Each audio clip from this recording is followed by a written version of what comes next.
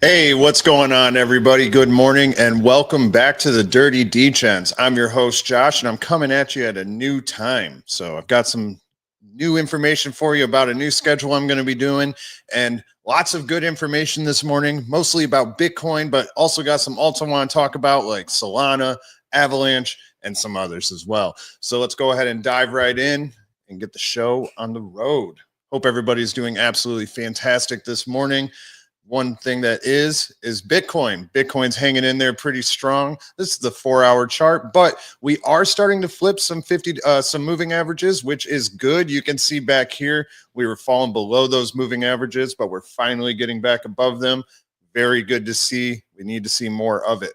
But other than that, we do have some economic things going on. So Trump is coming close to a trade deal with Britain, and they're getting really close, supposedly, or good chance, I mean, because he really loves Britain. So we'll see what happens there. One sec here. I'm trying to, it should be streaming on Arena as well, but it doesn't seem to be working. Okay. Oh, well, I'll figure it out later. But that's great because ultimately everything that we're seeing in the market right now just hinges on tariff news and what's going on there. So the more that we start to see this get resolved and kind of simmer down, the better it's going to be for the markets overall. So we need to see more of this positive news coming out around tariffs, and it'll be good in the short term and long term. And we talked about this last week as well. The Trump tariffs drove a treasury sell-off. Who sold the safe haven asset? And I pointed out that it did seem to be China. Well, it's coming out that it was indeed China. China's trying to destroy the dollar ultimately. So no good there. But they're not doing it now. So that's a positive. Treasury yields are actually coming up, which is not what Trump wants to see. So it's a bad thing. But there is more tariff news as well. We are actually going to probe chips, electronics, and other things in the technological fields on how we want to tariff those next. So there will be more technology tariffs coming. Hopefully, they're not too harsh. But we did also get news that NVIDIA is building a $500 billion plant in the United States. So the tariff news is already bringing these industries to the United States, which is very good. One sec here. Yeah.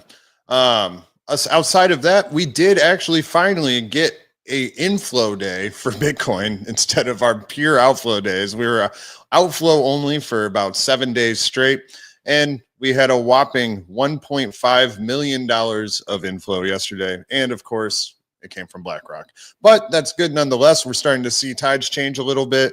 Yesterday we had, Friday we had 1 million in outflows. Now we have 1 million, 1.5 million in inflows. So that's good. But nice to see that the sell off is starting to go away from the ETF investors. But what's really positive, Trump put in the Bitcoin Strategic Reserve Act, and it's not really a strategic reserve, but it's good because they're not actually going to be selling the Bitcoin that they did confiscate. But what they do have is, or what they are trying to do is explore different ways to build up this stockpile and ways to invest in it. And one of the things going on currently is we have our gold reserves being audited, and then we also have the tariffs going on, right? So they're looking at how they can use either one to actually build this strategic stockpile. So very positive. Bo Hines is really trying to get this done. There was an interview that he actually did. It's about an hour long with Pomp. If you are interested in Bitcoin the legality around Bitcoin and things like that, definitely suggest you check that out. But aside from that, institutions have definitely been ramping up their buying, and their public balance sheets have hit $56 billion as of this month. And I've also got something else to show about that right here.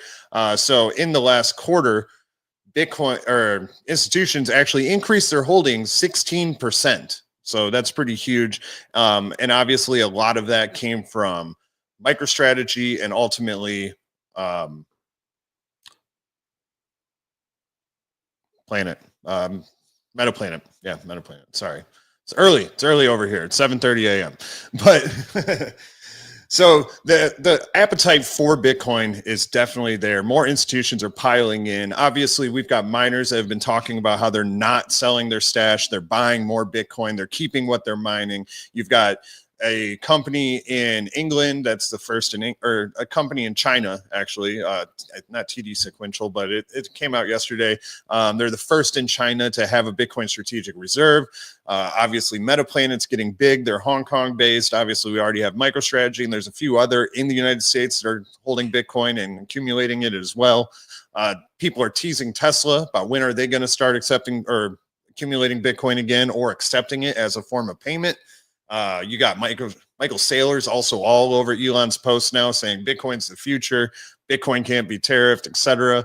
So maybe Elon will change his tune again here soon, but we'll have to see. Good morning, beloved Summer. Hope you're doing well. Aside from that, though, there is some other positive Bitcoin things going on. You may not realize it, but USDT was actually built for Bitcoin in the beginning, and it's coming back to Bitcoin. So it's going back to the Lightning Network. Well, it's coming to the Lightning Network. And yeah, that's pretty good. Bring liquidity to Bitcoin. I'm not really big on DeFi applications within Bitcoin, but it's there. So this is going to bring more capabilities to it overall. So very good to see. It's kind of like you think about Cardano, not trying to hate on Cardano at all, but their stable coins are not major stable coins. A lot of them are also algorithmic stable coins. And really, chains only thrive when they have like USDT or USDC on it. And it's good to see Bitcoin getting that instead of trying to go some form of algorithmic stable coin or something like that. Just doesn't work. But be really interesting to see what happens when USDT does hit the Lightning Network. Hey, instead of transferring Bitcoin to pay people, maybe you can just pay in dollars, keep your sats. Not too bad there. I use Strike all the time. It'd be really interesting to see if they added Tether on top of Bitcoin there. That'd be cool. But this is really interesting, I found as well. Yesterday, we actually had an announcement that a Swedish Prime Minister, Richard Norden, was putting forth a strategic reserve bill. And today we got another one overnight. We have a Mr. Denis Dyrkov. Yeah, that's terrible. I butchered it, but something like that. So the Swedes are getting very, very hungry for Bitcoin. And they're not the only country that is getting hungry for Bitcoin, but they are a country that holds a ton of money. So if they actually choose to go this route, it could be quite a big deal. And they're want to say they're a G7 country as well. So, yeah, as we see more of these major nations make moves like this, it's going to entice many others to do it. We've already seen it with smaller countries like Bhutan, Pakistan's looking into it, obviously El Salvador, Argentina, Brazil's looking into it. So what we need is some of the bigger players and somebody like even the United States that is actually going to purchase Bitcoin to make a move for everybody else. But one thing that is very positive is currently what we're seeing is a much higher volatility in the stock market versus the Bitcoin. Since Bitcoin's inception, since it hit $1, Bitcoin has not had, during pullbacks of the stock market, when Bitcoin has pulled back with it, Bitcoin has not outperformed the S&P 500 or the NASDAQ. It has always only been the NASDAQ and S&P 500 that is performing better during these pullbacks. But actually, if you look at the volatility index, you have NASDAQ and the S&P 500 nearing 80% volatility, whereas Bitcoin right now is around like 68%. So what it shows you is just how strong Bitcoin really is right now. What we really need to see is some of these tariff news start to die down a little bit, the trade war going back and forth, trying to sell off treasuries and things like that to harm the other, just kind of start to calm down. Things need to calm down overall. We need some economic certainty. Right now, even the Fed watch is all over the place. It's more volatile than the market right now. One day it says 60% chance of rate cut. The next it says 15% chance. So very volatile all over there. But it shows you just how strong Bitcoin really is. If we start to see some of these things stop, Bitcoin's going to rip. So Yeah, and Bitwise agrees. But one thing that I've been talking about a lot, and I've talked about it on Dirty Degens a bit now, is the M2 money supply and how Bitcoin lags it and it tends to catch up. So you can see here, we've got Bitcoin in the purple, or the purple, and we've got the M2 in the black, and the M2 is shifted over by 12 weeks so that it lines so because it's a leading indicator for Bitcoin in past times. But as you can see, when you do shift it over 12 weeks, it matches up almost perfectly. So another thing that's happening is global liquidity around the world is going up. Now, this doesn't have to play out, but it is looking very favorable that it is. It also is in line with the current gold pump. A lot of times you see gold start to pump up and kind of top out. And what happens is that money flows back into Bitcoin. So you've got the M2 supply and you have gold that are kind of lining up perfectly to flow right back into Bitcoin. So this shows that that summer pump that we've been talking about could very well be on the way soon.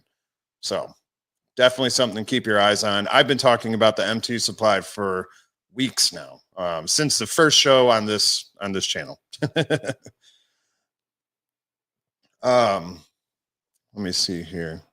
One sec. I'm getting bombarded with messages.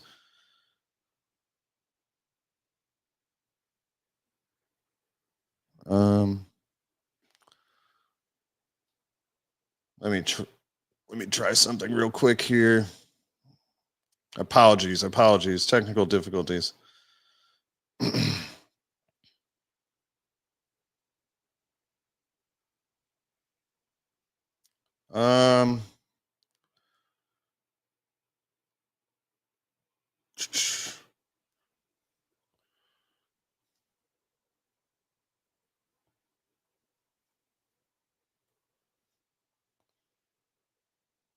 Okay.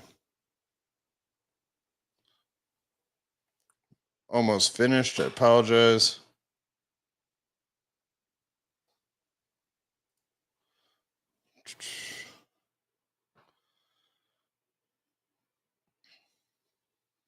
One sec here.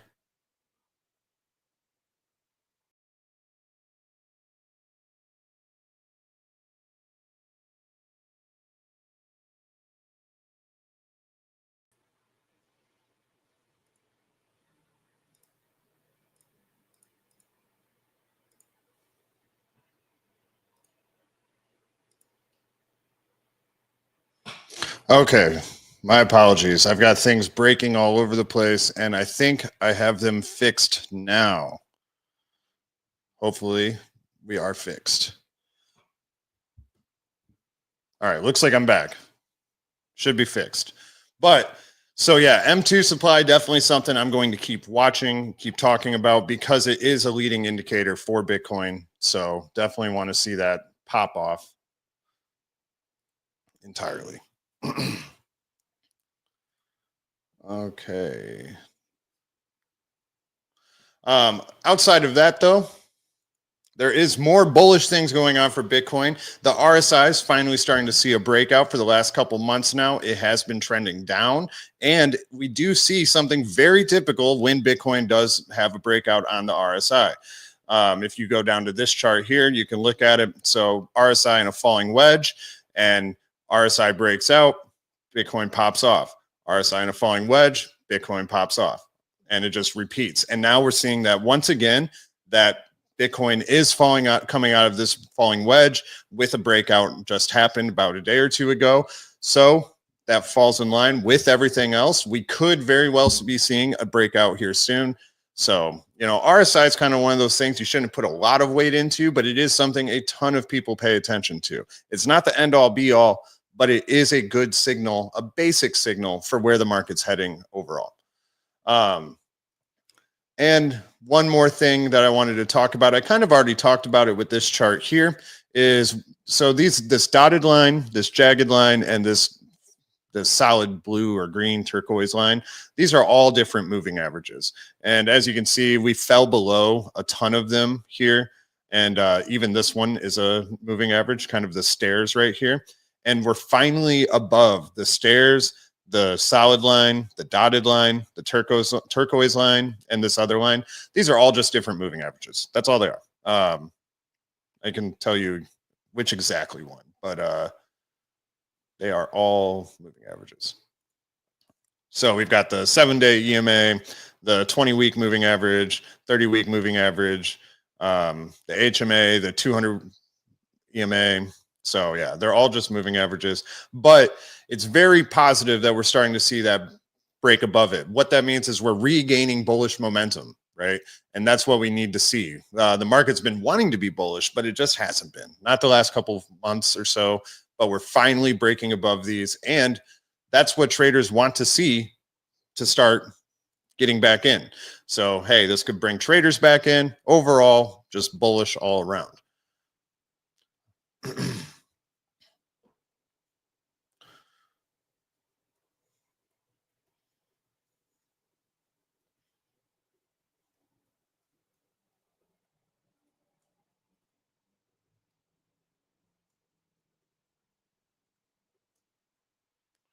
All right. But to get into some altcoin news, because I like alts, you should too. I've been talking crap about this for a long time.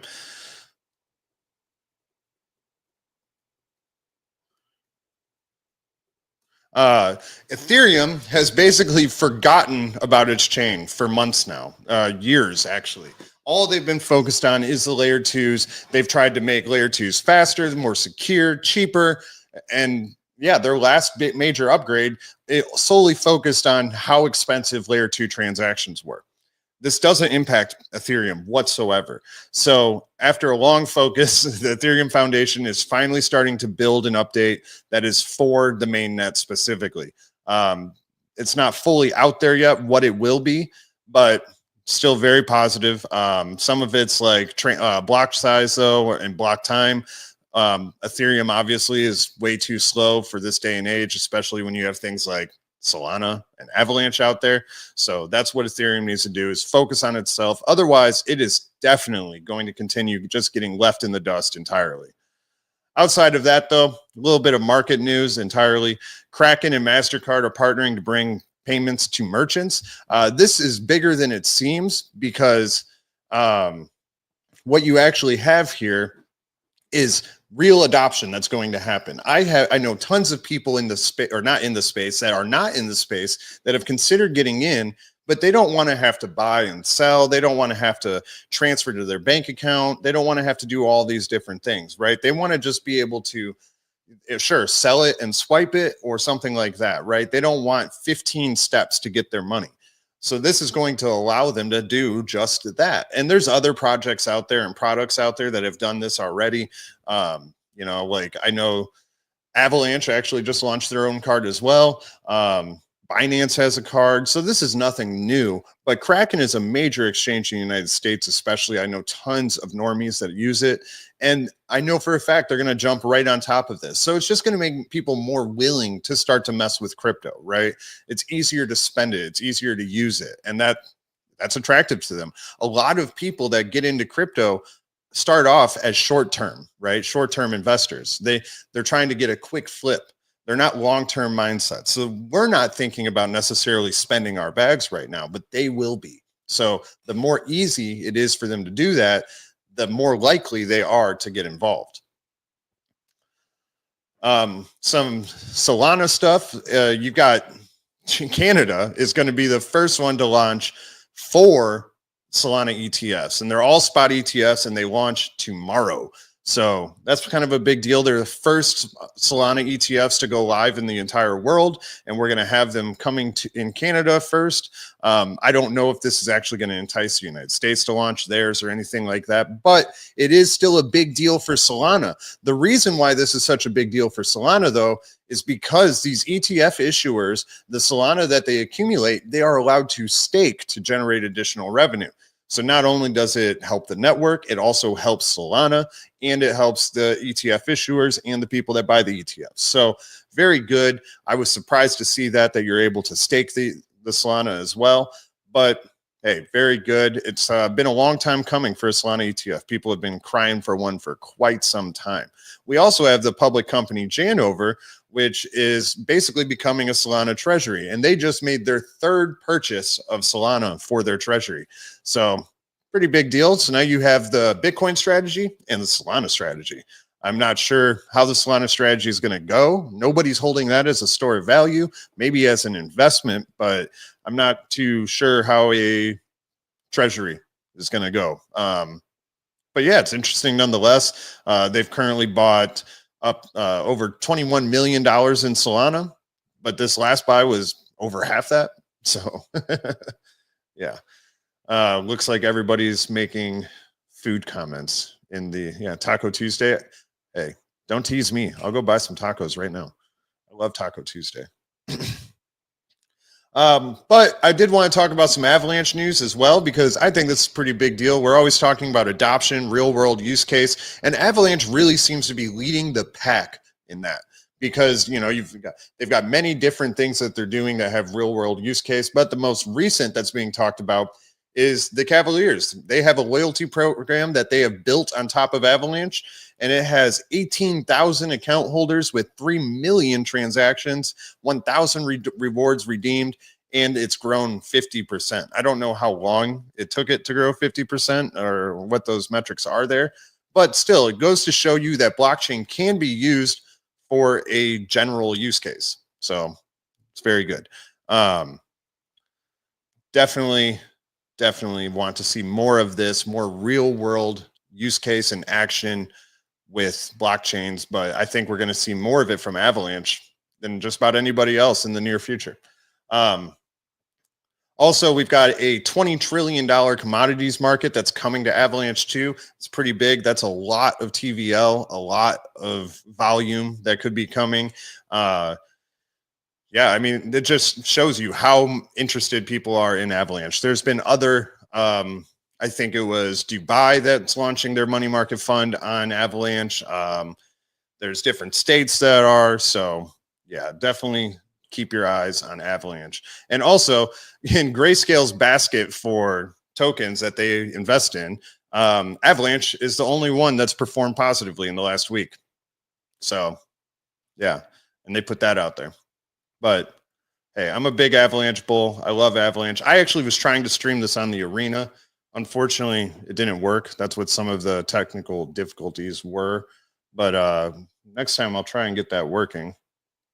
Other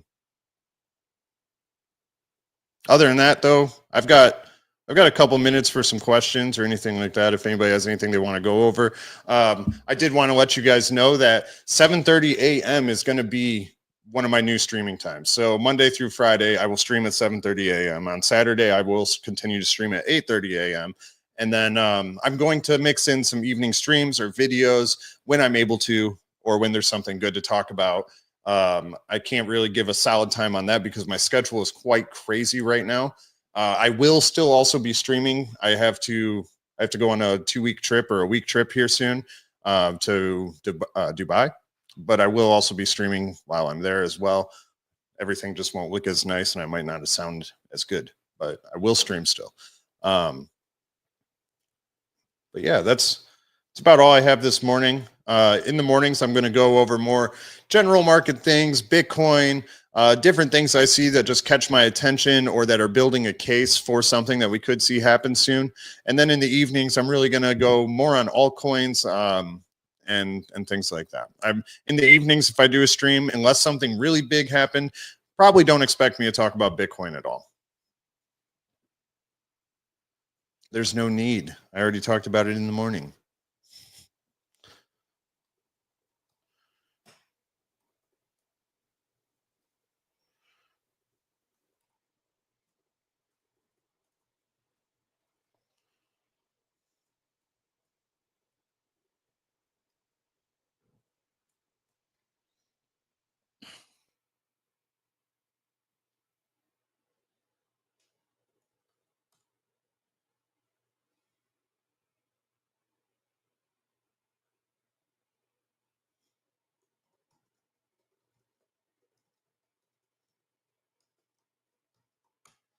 Well, it looks like things are pretty calm. I know it's really early. People are probably getting up, getting ready for work.